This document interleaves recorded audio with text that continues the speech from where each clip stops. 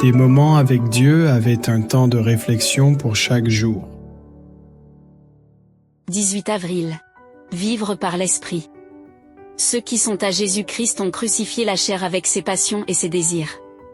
Si nous vivons par l'Esprit, marchons aussi selon l'Esprit. Galates 5, 24-25. Deux choses radicales proposées sont désignées dans les Bibles comme étant le chair et l'esprit.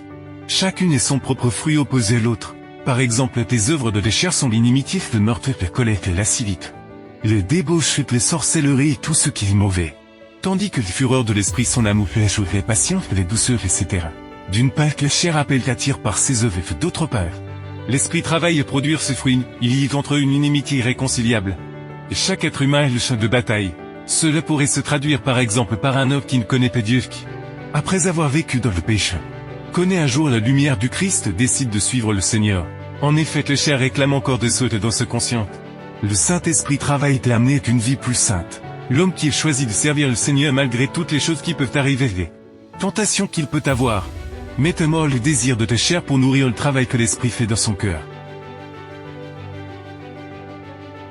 Nous devons nous efforcer avec ferveur et sans relâche d'atteindre l'idéal de Dieu pour nous.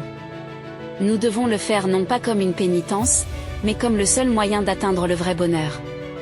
La seule façon d'atteindre la paix et la joie est de maintenir une relation vivante avec celui qui a donné sa vie pour nous, qui est mort pour que nous vivions et qui vit pour unir sa puissance aux efforts de ceux qui luttent pour la victoire.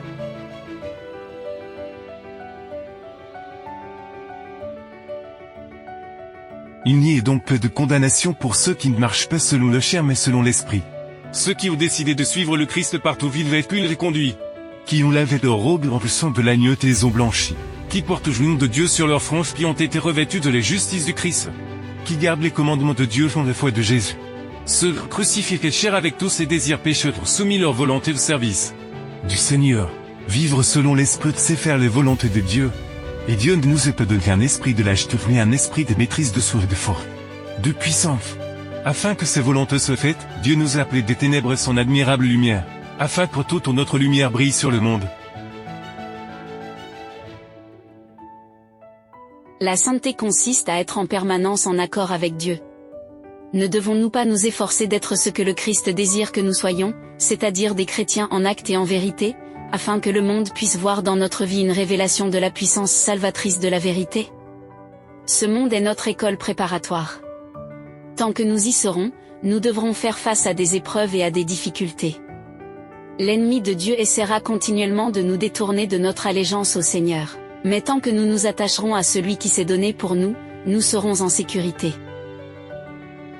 Pour vivre dans l'esprit, nous devons nous être abandonnés à Dieu, nous devons lui présenter nos faiblesses afin que ce force visible, tant que les communions avec Dieu est maintenue.